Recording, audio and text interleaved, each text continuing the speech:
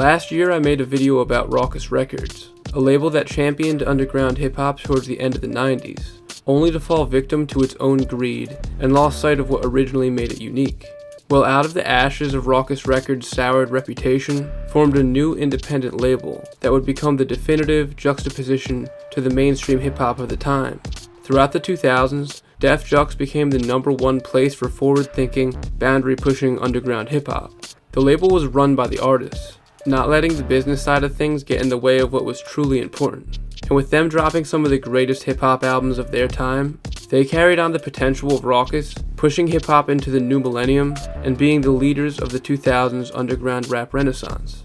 There are so many legendary hip-hop artists in the Def Jux story, but there's one artist who's the leader of the whole thing, and that is LP. LP was born and raised in New York, and quickly got involved in the local hip-hop scene in the early 90s. Being both an incredibly talented rapper and producer, LP formed the group Company Flow around 1993 with Big Juss and Mr. Len. They started their own makeshift label called Official Recordings, and the group released the EP Funk Crusher in 1995. This record was a big hit for an independent release, selling over 30,000 copies on vinyl. This record served as their demo, bursting them onto the burgeoning scene of underground New York artists on the come-up, and they were signed to Rawkus Records in 1996. Their debut album Funk Crusher Plus came out in 1997, and was the very first LP released on Rawkus Records, so they were seen as some of the poster boys for this new movement of hip-hop. As Rawkus gained popularity, their executives had money on their mind and slowly started to push each artist to break into the mainstream, losing sight of what originally made Rawkus such a great place for artists. Company Flow's second project was Little Johnny from the Hospital, an instrumental album. Of course, Rawkus wasn't too happy with the follow-up to their big debut album having no lyrics at all, so they chose not to market the album and stop pushing Company Flow altogether. LP and his groupmates obviously weren't too happy with Rawkus and their lack of faith in the group. He knew that they needed a new place to release their music, a place where they didn't have to answer to anyone, and they could explore their artistry with no one looking over their shoulder. And thus, Def Jux was born, because if there isn't a place for you out there, then sometimes you just have to make that place yourself. LP and Company Flow's manager at the time linked up to create the business side of the label. LP originally planned on producing the next Company Flow album or a solo record under his new label, but once Company Flow started to split up and he realized that he would need more time to refine his solo sound, he had to go out and recruit some new artists to be under the Def Jux umbrella. The first artist to release under Def Jux was Mr. Lif, an artist whose politically conscious poetry set the standard for lyricism on the label going forward. This first release was the EP Enter the Colossus, and he followed that up with the EP Emergency Rations. 2001 was the real coming out party for the label, releasing 2 compilation tapes, Def Jux Presents and Farewell Fondlum, as well as 2 of the greatest underground hip-hop albums of all time. First up was The Cold Vein by Cannibal Ox, which was entirely produced by LP.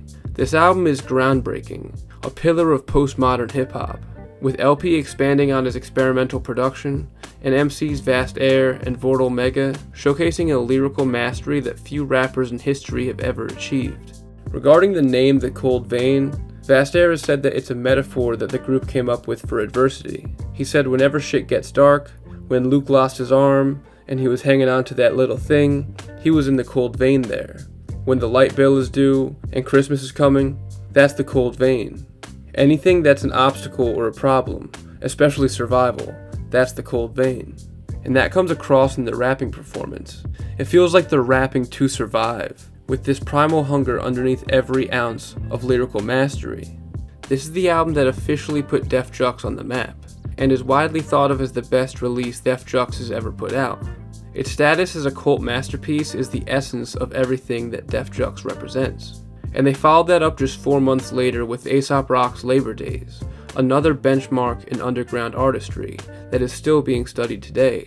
On this record, Aesop Rock took the already high bar of lyricism on the label and raised that even higher, displaying a surplus of new rhyme schemes and flows and showcasing his now famously vast vocabulary.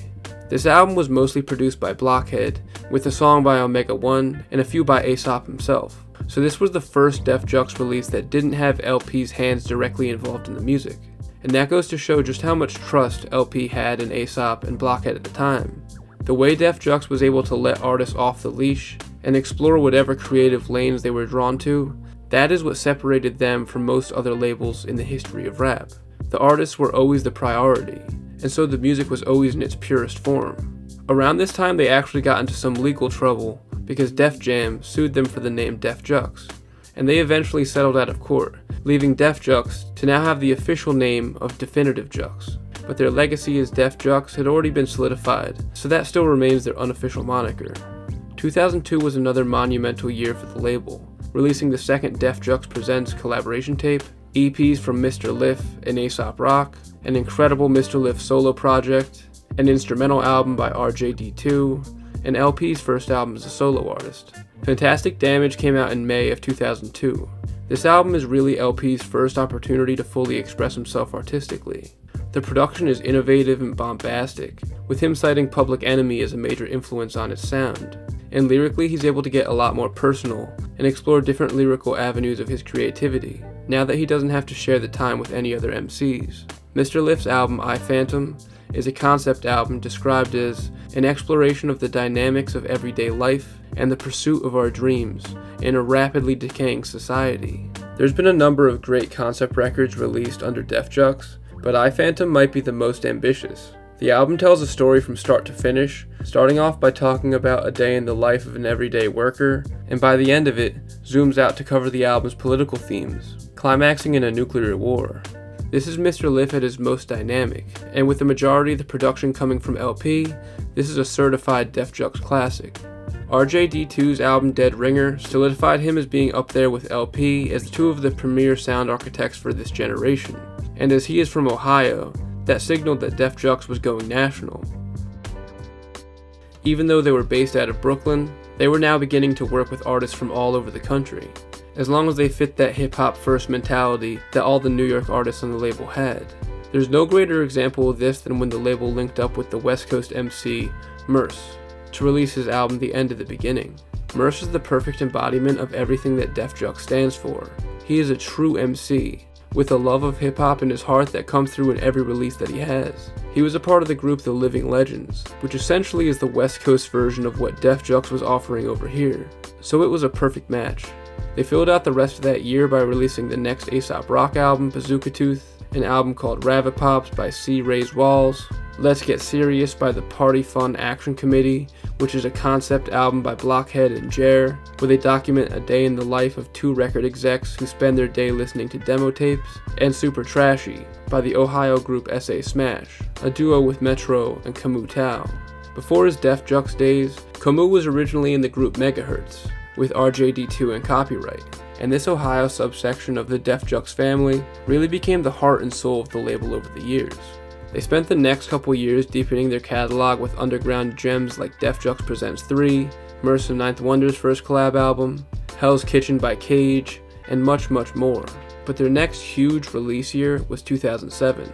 That year they gave us a compilation collaborating with Adult Swim, the second Rob Sonic album, the second Hangar 18 album, Aesop Rock's None Shall Pass, and LP's I'll Sleep When You're Dead.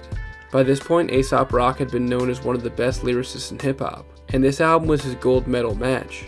And LP had his hands on everything that came out of Def Jux, so when he would release solo albums, it was an event for all of the underground. LP has described this album, I'll Sleep When You're Dead, as a psychedelic Boogie Down Productions record, and like if Scott LaRock and Said G took acid.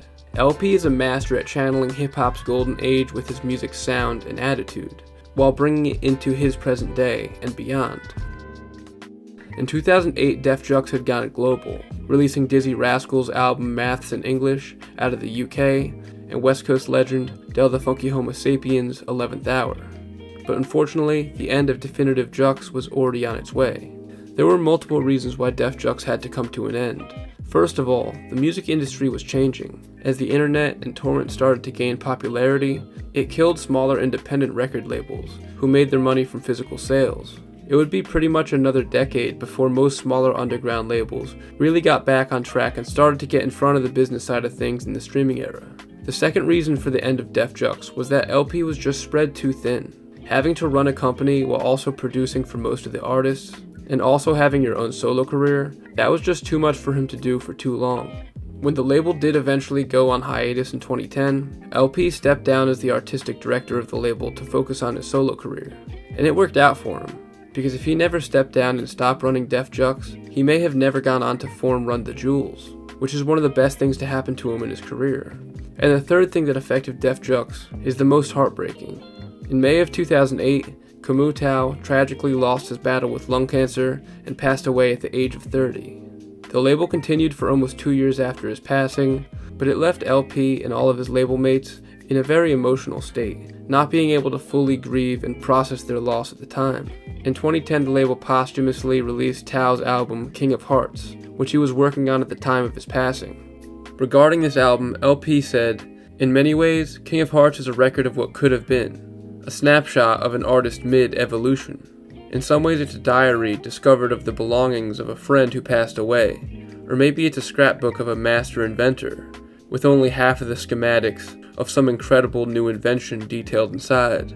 You don't need to see the invention fully realized in order to recognize the magnitude of the creative force behind the sketches." I think that's a perfect way to describe this album. It's unlike anything else released on Def Jux, and really anything else I've ever heard. This is the last official release of Def Jux, which I think is probably the perfect way to end this legendary label's run, honoring one of their fallen artists. LP even named his next solo album Cancer for Cure to honor Camus, and his legacy will live on forever. Even though it's been around 13 years since Def Jux has released a record, everything that they represented is still present in hip-hop, on labels like Backwoods Studios, Ruby Yacht, and the Bruiser Brigade. Def Jux came along at a crucial time in hip-hop history, a turning point, where the underground could have gotten swept away in the shadow of the mainstream, but instead Def Jux and their contemporaries were able to plant their flag and let everybody know that there will always be a place for underground hip-hop. Thanks for watching, everybody. If you enjoyed the video and want to leave a like and subscribe to the channel, that is always appreciated.